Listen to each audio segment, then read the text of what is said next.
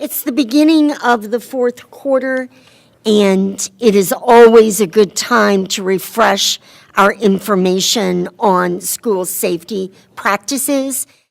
Student safety is embedded in literally every step that we take. We do it with every endeavor that we undertake in the district, and it will always remain our top priority. I will share, though, that includes responding immediately when concerns arise, because concerns will always arise as they have over recent days in our district. As part of the culture of safety, we constantly update our policies, our programs, and our training designed to promote child safety and to protect students from threats, not just at school, but all around them in society. So I wanted to cover several areas of our safety work, and then we can discuss if there are other areas you'd like to talk about, members. First of all, just that immediate response when concerns arise. Our district has the highest standards for our employees.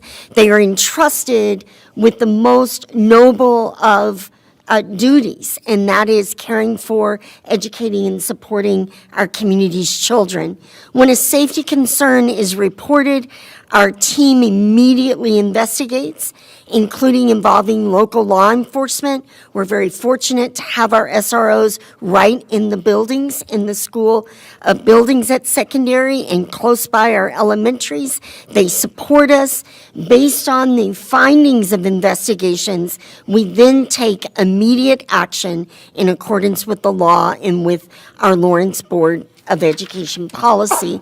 And I will point out, members, and you are already aware, that was the case at Prairie Park, that action was taken immediately once we were aware of the concern.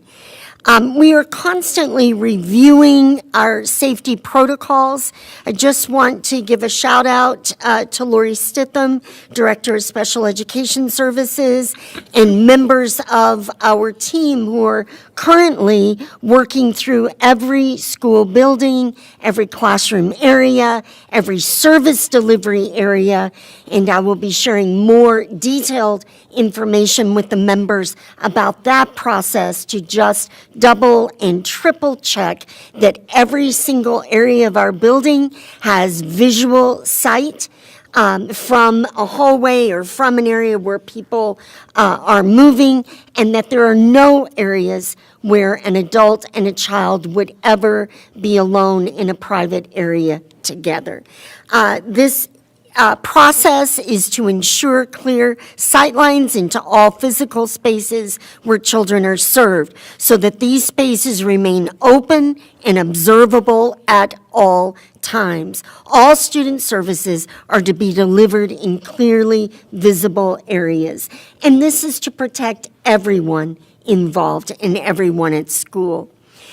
Folks have asked about our fingerprinting and background checks. I just want to point out that criminal background checks, either at KBI, Kansas Bureau of Investigation, Department of Children and Families, they are required for every district team member prior to that individual being cleared for duty. That comes right up front.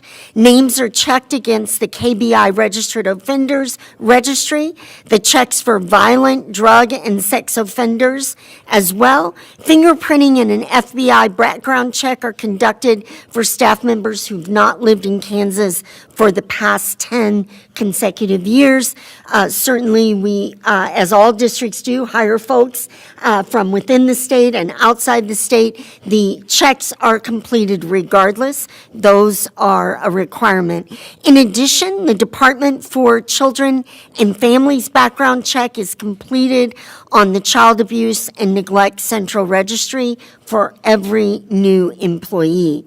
The Kansas Department of Education also requires a background check and fingerprinting on all new teacher license applicants, so that is completed as well. And then related services state licensing agencies, so that would be for speech, for occupational, for all the related services. They also require background checks and or fingerprinting. License status is reviewed for all certified staff during the application and hiring process. Another area that we do continually is this process of mandatory reporting. Every team member in USD 497 is aware, and they are trained and retrained that we are mandatory reporters by law. The italicized part under this section is directly from Board Policy GAAP. And it is our consistent practice that any district employee who has concerns that a child may have experienced harm due to physical, mental, or emotional abuse, neglect, or sexual abuse is required to promptly report the concern to the Kansas Department for Children and Families office, or if the DCF office is closed, we reach directly to local law enforcement in the case of a weekend or evening hours. And I do want to share, members, publicly that that step was taken promptly in the situation we recently experienced at Prairie Park, and that those actions are documented with DCF and clearly occurred. Over the coming days, we are also working, and I appreciate the engagement and support and more ideas for how we can support that we are hearing from parents. We hear those, and we're doing our very best to be responsive to them as they align to trauma-informed care. And I really appreciate Kylie Luckett and members of our team who are trauma-informed trained.